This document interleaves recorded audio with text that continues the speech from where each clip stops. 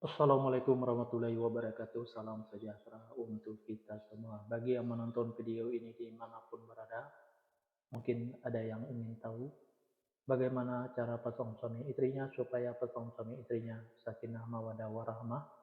Kalau nama awal suaminya L dan kalau nama awal istrinya K, dan bagaimana juga karakter atau sifat anak pasang suami istri ini dan cara mendidik anak pasang suami istri ini dan cara menghindari pertengkaran antara pasang suami istri ini dan usaha pasang suami istri ini.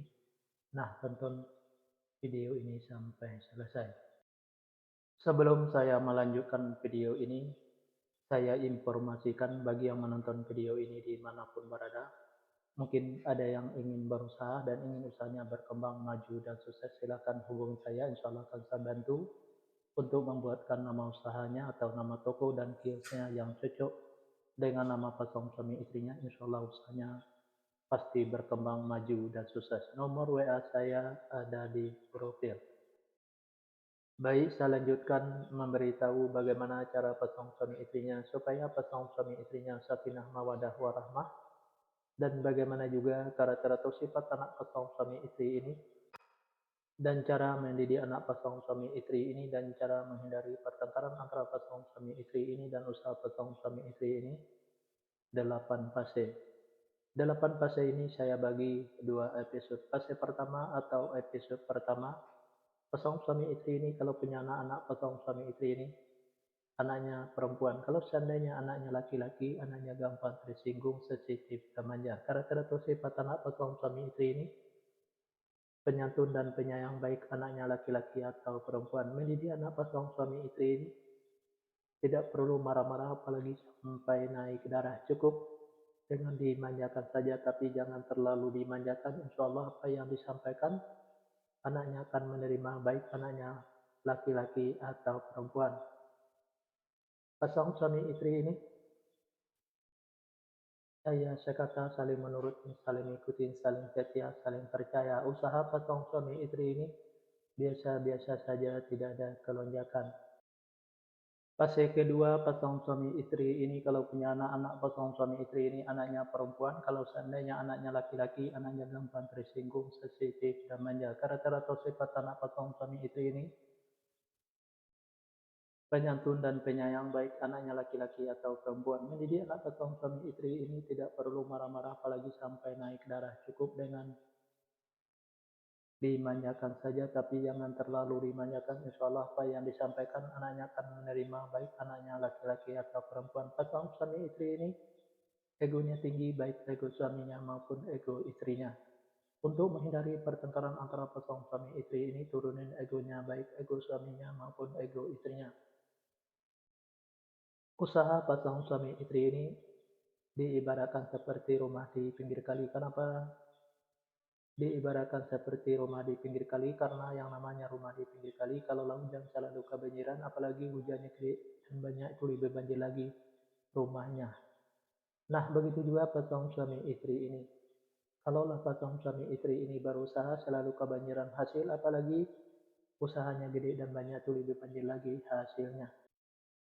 Fase ketiga, pasang suami istri ini kalau punya anak-anak pasang suami istri ini anaknya laki-laki. Kalau seandainya anaknya perempuan, anaknya pemberani, pintar, dan cerdas. Karakter atau sifat anak pasang suami istri ini seperti pemimpin, baik anaknya perempuan atau laki-laki. Mendidik anak pasang suami istri ini tidak perlu marah-marah apalagi sampai naik darah. Cukup dengan logika dan masuk akal saja. Insya Allah apa yang disampaikan anaknya akan menerima, baik anaknya perempuan atau laki-laki.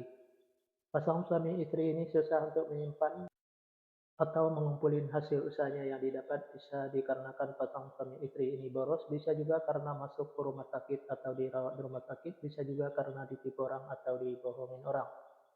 Biar hasil usahanya bisa tersimpan atau terkumpul, jangan ikutin keborosannya, baik keborosan suaminya maupun keborosan istrinya, biar tidak masuk ke rumah sakit atau dirawat di rumah sakit. Jaga kebersihannya dan jaga makanannya, biar tidak ditipu orang atau dibohongin orang.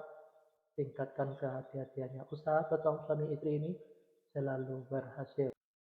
Fase yang keempat, pasang suami istri ini kalau punya anak-anak pasang suami istri ini anaknya laki-laki. Kalau seandainya anaknya perempuan, anaknya pemberani, pintar, dan cerdas. Karakter atau sifat anak pasang suami istri ini seperti pemimpin baik anaknya perempuan atau laki-laki. Mendidik anak pasangan suami istri ini tidak perlu marah-marah apalagi sampai naik darah.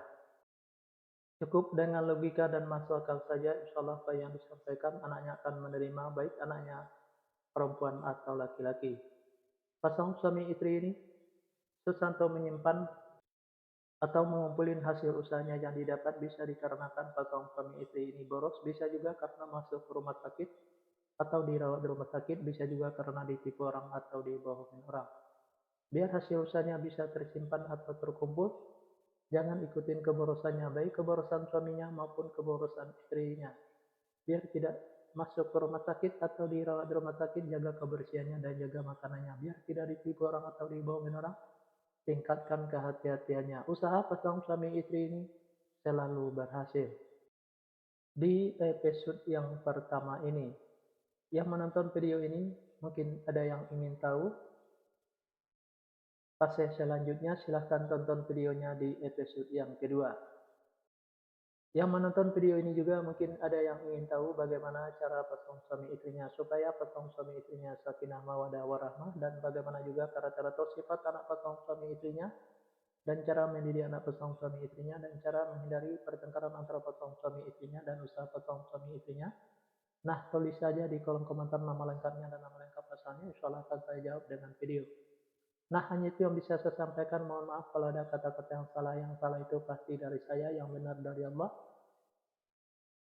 Pertama, saya mulai dengan Assalamualaikum. Sekarang saya sudahi wabillahi taufiq wal hidayah. Assalamualaikum warahmatullahi wabarakatuh. Salam sejahtera untuk kita semua.